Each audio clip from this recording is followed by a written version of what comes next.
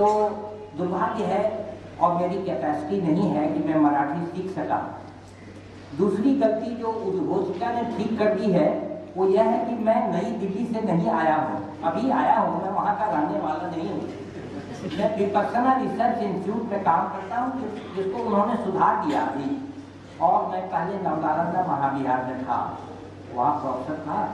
और Vipassana research institute जो आपके बगल में है के बारे में उन्होंने क्या कहा, इस तरह के विषय मैंने इनको दिए थे, लेकिन इन्होंने कहा कि नहीं आप बोलिए कि पाली का प्रभाव मराठी पर क्या पड़ा है। मैंने कहा मैं तो कभी इस पर नहीं बोल सकता, मैं मराठी भी नहीं जानता और पाली का प्रभाव मराठी पर क्या पड़ा है मैं कैसे बताऊं। तो उन्होंने कहा कि आप हिंदी पर बोलिए। ये भी मेरे लिए बहुत ही जटिल विषय है कि पाली का प्रभाव हिंदी पर क्या क्या पड़ा। तो मैंने सोचा कि शायद इस पर मैं कुछ 2-3 बातें आपके सामने रख सकूं।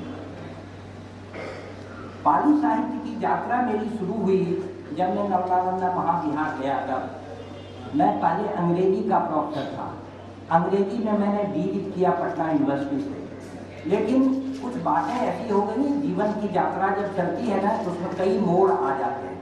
एक मोड़ ऐसा आ गया जब मुझे पाली सीखना पड़ा। पाली अगर मैं नहीं सीखता, पाली में MA नहीं करता, सीखना शब्द मैं नहीं कहूँगा, वो दूसरी बात है, पाली सीखना तो बहुत गहराई की बात है।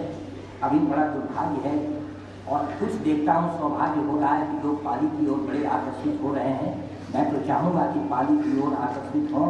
इतना अच्छा, इतनी अच्छी भाषा है, इतना अच्छा साहित्य है इसमें कि आप अभिभूत हो जाएंगे। प्रकृति इतने उदास विचार इसमें हैं कि मैं कह नहीं सकता। फिर मेरी जब सारस्वत यात्रा शुरू हुई तो मैंने पाली के बारे में पढ़ना शुरू किया। तो मेरे यहाँ उस समय डायरेक्टर तो नहीं थे, डायरेक्टर डॉक्टर सतकरी मुखर्जी थे, प्रकांड विद्वान संस्कृत के, लेकिन भिक्षु जगदीश काश्यप जी ने स्थापना की थी नवनालंदा महाविहार की, और उनके संपादकत्व में वहाँ से 41 वॉल्यूम सर्वप्रथम पाली साहित्य प्रकाशित हुआ, जिसको कैनोनिकल लिटरेचर कहते हैं। मैं उसकी ओर उन्मुख हुआ पढ़ने के लिए। तब कुछ बात होते होते लगा कि पाली साहित्य पढ़ने में पाली भाषा कैसी है, मैं कुछ नहीं जानता था इसके बारे में। तो देखा कि पाली कुछ आसान है।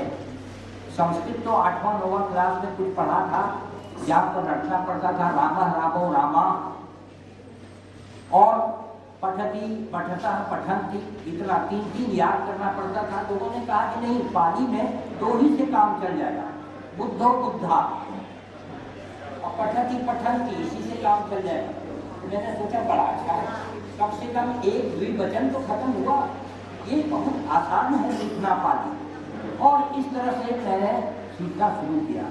अब इस बात को जब मैंने सोचना शुरू किया कि हिंदी पर पाली का क्या प्रभाव पड़ा, सबसे पहले मैंने जो 2-3 किताबें नवनालंदा महाविहार से संपादित की, वो खेलगाथा अष्टकथा 2 वॉल्यूम में और सूत्र निपात अष्टकथा 2 वॉल्यूम में और खेलगाथा 1। उसके बारे में एक जानकारी हुई कि असल में बुद्ध की जो बोली है वो पाली तो बहुत बाद में नाम पड़ा, सिंघल में जाकर नाम ही पड़ा। इसका नाम तो मागधी है।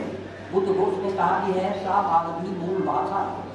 तो अभी जो मगही हम लोग बोलते हैं उसमें मैंने देखा कि पाली के बहुत सारे शब्द आए हुए मगधी में। मैं हिंदी में अभी नहीं कह रहा, मगही जो हमारे यहाँ बोली जाती है उसमें बहुत सारे शब्द पाली के आए हुए हैं।